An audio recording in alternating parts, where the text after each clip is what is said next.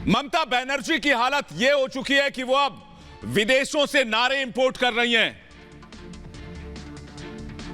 क्या दीदी के पास 10 साल के लिए दिखाने के लिए कोई भी काम नहीं है कि उनकी हालत ऐसी हो गई है?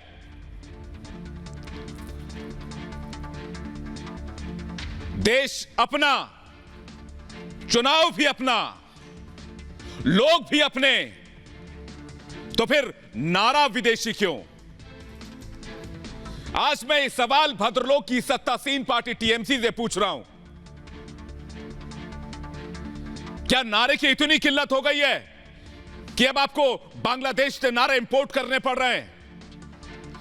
वैसे मैं मानता हूं कि गलती इनकी भी नहीं है। दरअसल बंगाल की जमीन पर अपनी पकड़ तेजी से खो रही टीएमसी को चारों तरफ बीजेपी ने ऐसा चक्रव्यूह में घेर लिया है कि दीदी और उनके भतीजे को कुछ समझ नहीं आ रहा है। इसलिए तो बांग्लादेश से नारे इंपोर्ट किए जा रहे हैं। बीजेपी का आरोप है कि पिछले 1 दशक के शासन में ममता बनर्जी ने बंगाल में भ्रष्टाचार, तुष्टीकरण और कुशासन का ऐसा माहौल बनाया है कि लोगों का दम घुटने लगा है। शायद टीएमसी को नहीं पता था कि बांग्लादेश का नारा दीदी के लिए चुनाव से पहले ही वो गले की हड्डी बन जाएगा जिसे ना वो निगल पाएंगी और ना उगल पाएंगी।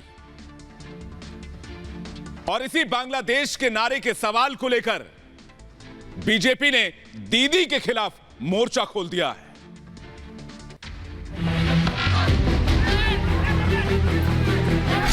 दीदी के राज में कितनी अराजकता।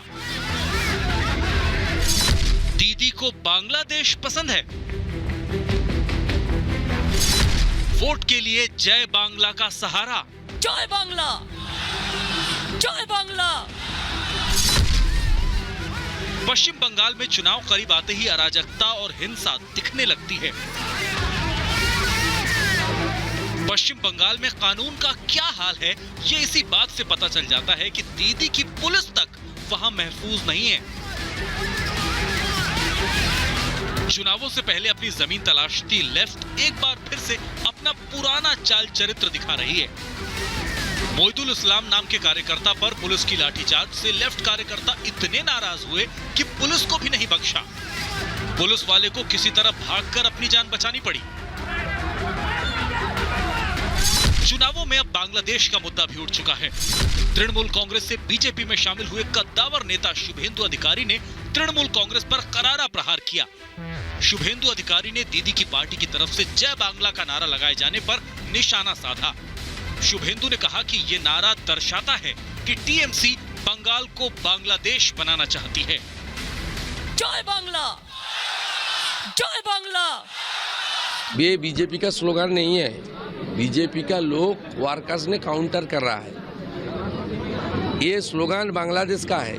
नारायणगंज का आवामी लीग का जो एमपी है शामीम उस्मान, उन्होंने 4 साल पहले नारा दिया था, खेला हमें खेला। ये जो पश्चिम बंगाल का टीएमसी है, पश्चिम बंगाल को बांग्लादेश बनाना चाहता है, इसलिए जय बांग्ला स्लोगन भी बांग्लादेश से लाकर लाया। और हम लोग का स्लोगन है भारत माता की जय, जय श्री राम। वहीं बीजेपी का साफ कहना है कि ममता बनर्जी को जय श्री राम के नारों से परेशानी है, इसलिए वो जय बांग्ला बोलती हैं।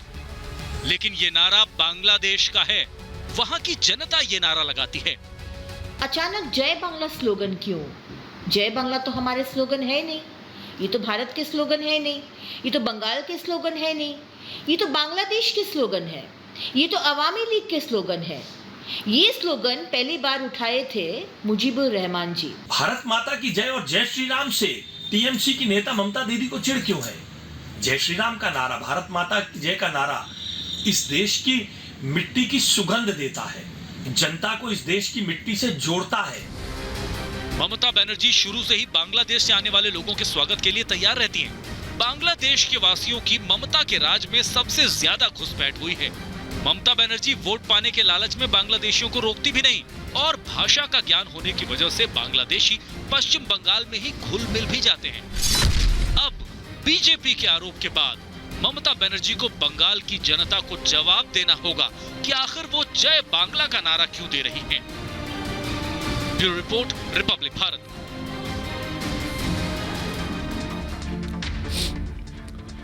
मुझे तो लगा था कि पश्चिम बंगाल में विधानसभा के चुनाव होने वाले हैं तो मुद्दे भी लोकल होंगे,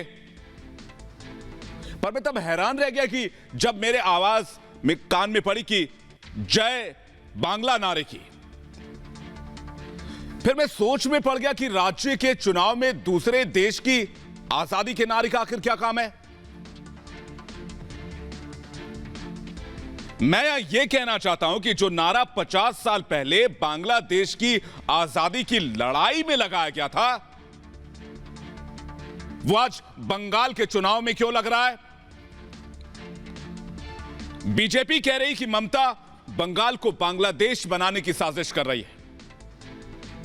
दरअसल पिछली बार महज 3 सीटें जीतने वाली बीजेपी इस बार मुख्यमंत्री की कुर्सी पर नजरें गड़ाए बैठी है।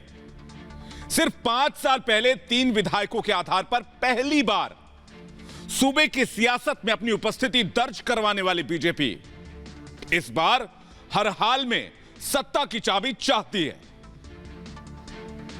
हालांकि बीजेपी ने 2016 के विधानसभा चुनाव के 3 साल के बाद 2019 के लोकसभा चुनाव में बड़ी छलांग लगाई थी।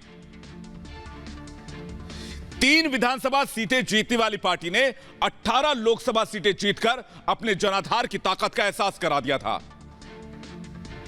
इसलिए इस बार बीजेपी राज्य की सबसे बड़ी कुर्सी से कम पर मानने को तैयार नहीं है। मैं बात आंकड़ों के लिहाज से करता हूं। आंकड़े देखें तो 2016 के चुनाव में कांग्रेस ने 44 सीटें जीती थी और लेफ्ट ने 26 सीटें जीती थी, पर फिर भी बीजेपी खुद को टीएमसी के खिलाफ सबसे मजबूत और आक्रामक विरोधी दल के तौर पर पेश कर चुकी है और करीब करीब बंगाल में धारणा भी ऐसी ही बन रही है। मेरे कहने का मतलब कि कांग्रेस और सीपीएम की कमजोरी का फायदा उठाते हुए बीजेपी ने ही विपक्ष की जगह को भरा है। अब तो हालात ये हो चुके हैं कि राज्य के मतदाता भी धीरे धीरे ये मानने लगे हैं कि इस बार मुकाबला सिर्फ टीएमसी और बीजेपी के बीच है। मतदाताओं के बीच बीजेपी ये परसेप्शन बनाने में कामयाब हो चुकी है कि टीएमसी का एकमात्र विकल्प बीजेपी है। मतलब जो दाव 10 साल पहले ममता ने लेफ्ट के खिलाफ खेला था, वही दाव अब बीजेपी ममता के खिलाफ खेल रही है। बहुत हद तक भगवा पार्टी के नेता इस मुहिम में कामयाब होते हुए भी नजर आते हैं। इस मुहिम को आगे ले जाते हुए बीजेपी ने ममता दीदी के ही एक नारे का इस्तेमाल उनके खिलाफ शुरू कर दिया है। दरअसल अपनी चुनावी रैलियों में ममता बनर्जी और उनके सांसद भतीजे अभिषेक बनर्जी जय बांग्ला का नारा लगाते हैं। अब इसी नारे को बीजेपी ने अपने चुनावी फायदे के लिए लपक लिया है। दरअसल बीजेपी के नए नए नेता बने शुभेंदु अधिकारी ने टीएमसी पर बांग्लादेश का यह बेहद पुराना नारा इंपोर्ट करने का एक बेहद संगीन इल्जाम लगाया है। उन्होंने इशारों में यह तक तंज कर दिया कि चुनावी मैदान में उतरने की तैयारी कर रही टीएमसी अपने नारे तक नहीं गढ़ सकती, इसलिए दीदी ने बांग्लादेश से जय बांग्ला का नारा आयात कर लिया है। बीजेपी का यह आरोप सियासी हो सकता है, लेकिन अगर आप इतिहास के पन्नों को पलटेंगे तो इन आरोपों को खारिज नहीं किया जा सकता है। 1971 में पाकिस्तान से पूर्वी पाकिस्तान के हिस्से को अलग करने को लेकर जब जन आंदोलन तेज हो रहा था, उसकी आजादी की लड़ाई लड़ रहे लोगों को प्रमुख नारा जय बांग्ला ही था। यही नहीं, बांग्लादेश का जब भी सपना साकार हुआ, मेरे कहने का मतलब है कि जब बांग्लादेश की स्वतंत्रता का उद्घोष हुआ, तो भी बांग्लादेश के संस्थापक, उसके पहले राष्ट्रपति शेख मुजीबुर रहमान ने उद्घोष के बाद जय बांग्ला के नारे का इस्तेमाल किया था। शेख मुजीबुर रहमान ने ही पाकिस्तान के खिलाफ सशस्त्र संघर्ष का नेतृत्व करते हुए बांग्लादेश के अस्तित्व का रास्ता तैयार किया था।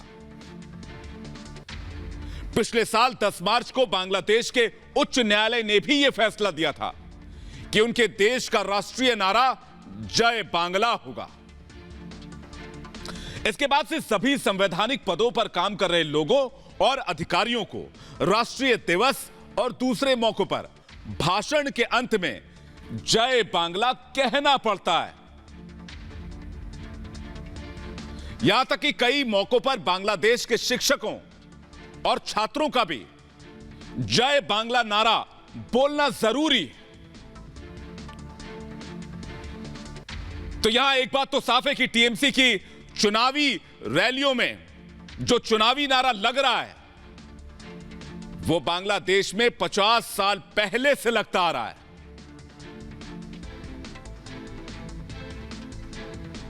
मैं ममता दीदी से कहना चाहता हूं कि ममता दीदी, अगर आपने विकास के कार्य किए होते तो आज आपको नारे इंपोर्ट नहीं करने पड़ते।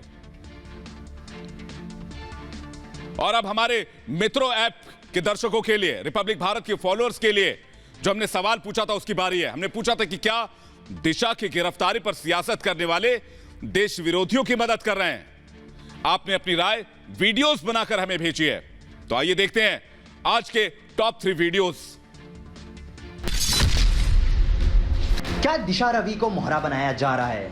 ये सवाल हर किसी के मन में आ रहा है टूलकिट केस की पहली गिरफ्तारी के बाद। मेरे ओपिनियन में साफ बात है कि दिशा रवि के नाम को यूज कर यंगस्टर्स को गुमराह किया जा रहा है एंड उनकी गिरफ्तारी के बाद सोशल मीडिया पे काफी बवंडर खड़ा हो गया है। मेरी नज़र में किसी आंदोलन को सपोर्ट करना और उसमें पार्टिसिपेट करना गलत नहीं है, लेकिन किसी भी देश विरोधी गतिविधि में शामिल हो जाना कहीं से जायज़ नहीं है। एक्टिविस्ट दिशा की गिरफ्तारी को लेकर जो लोग सियासत कर रहे हैं उन्हें सोचना चाहिए कि सत्ता से बढ़कर देश होता है और उनके सपोर्ट से ऐसे देश विरोधियों को हिम्मत मिलती है। और जो लोग ऐसे इंटरनेशनल प्लानिंग में शामिल होकर देश को बदनाम करने की कोशिश करते हैं उन्हें देश विरोधी ही कहा जाएगा। और साथ इस मुद्दे पर हमने भी आपकी राय जानी। आइए देखते हैं। ये दिशा का जो अरेस्ट हुआ है और हमें पता है कि ये देश विरोधी चीज़ें हो रही हैं, इनमें 2 लोग फरार भी हैं जिसे कोर्ट ने कल कॉन्विक्ट भी किया है। और इसको लेके जो हमारे सियासी बयान आए हैं इनके सपोर्ट में, ये साफ साफ दिखाता है और दर्शाता है कि ये लोग केवल और केवल अपनी राजनीतिक रोटियां सेक रहे हैं। जैसे कि हम विपक्ष को देख रहे हैं जो सत्ता में आजकल बैठे हैं, जैसे प्रियंका वाड्रा जैसे लोग हैं, वो भी उनका समर्थन करके साफ ये दिखा रहे हैं कि वो बिल्कुल भी देश के साथ नहीं है और वो एकदम ही देश विरोधी लोग हैं।